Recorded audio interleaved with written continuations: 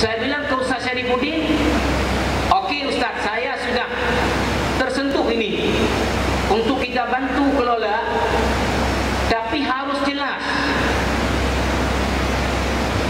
apa tujuan beliau mendirikan pesantren ini, kemudian bagaimana nanti sistem kerja, hubungan kerja, hierarki kerja antara yayasan dengan kita. Kalau ini clear, kita akan jalankan. Kalau tidak, ya tetap kita suruh cari orang lain. Maka kita jadualkan untuk bertemu saya, Ustaz Syarifuddin Abu Manya. Karena ini momen penting. Saya masih sangat ingat di kedai kopi Solong, itu di meja paling depan, bukan di luar tapi di dalam, di sudut. Kalau kita masuk ke Solong, paling kiri di sudut di meja itu 3 saya duduk. Maka dalam pertemuan dengan Abu Manya, saya mohon maaf mungkin bapak-bapak, saya orangnya apa namanya ya, model tegas-tegas terus, biar jelas. Kalau okey, kalau enggak. Maka mungkin kalimat saya ke Abu Manya sebetulnya apa namanya ya, secara komunikasi mungkin kurang, tapi begitulah memang saya bilang ke Abu Manya, Abu, saya pakai bahasa Indonesia, saya takut wali murid, saya dengar Abu bahasa Aceh, ada wali murid yang mungkin ini ya, Abu, saya sudah datang ke lokasi melihat ya, apa yang sudah Abu invest untuk umat luar biasa, dan kemudian Abu meminta kami ini untuk membantu mengelola. Insya Allah kami sudah tersentuh untuk membantu mengelola, tetapi kami harus tahu dulu dengan jelas apa tujuan Abu membangun pesantren, kemudian bagaimana nanti sistem kerja yayasan dengan kami. Karena mohon maaf, banyak pengalaman-pengalaman yang sudah yayasan karena merasa adalah pemilik, padahal background pendidikan tentang pesantren tidak ada. Maka kemudian yayasan mengintervensi ke dalam macam-macam hal. Guru siapa ini ditentukan yayasan, kemudian siapa yang kelola kantin ditentukan yayasan. Akhirnya apa? Guru yang dikasih tak bisa ngajar, yang kelola ini bawa lari uang, akhirnya yang jelek kita yang kelola, padahal gara-gara intervensi dari yayasan. Ini paling banyak terjadi. Maka kemudian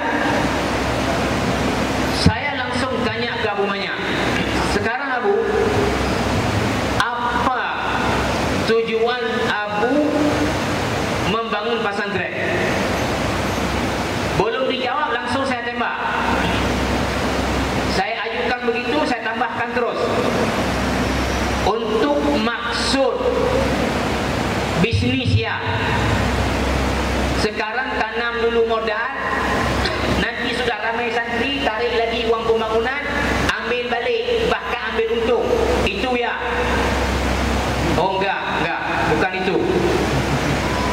Untuk maksud politik ya. Nanti sudah ramai santri, dukung bupati ini, dukung gubernur itu, dukung DPR ini, itu ya. Enggak, bukan itu. Untuk maksud biar terkenal, oh Abu Manya punya pesantren ini ya. Enggak, bukan itu. Apa juga maksud Abu? Saya ada Allah amanahkan sedikit daripada harta, ini saya sumbangkan untuk umat dan saya jadikan sebagai lembaga pendidikan di mana di dalamnya ada ditampung anak-anak yatim dari keluarga keluarga fakir. Betul lillahi ta'ala Abu maksudnya?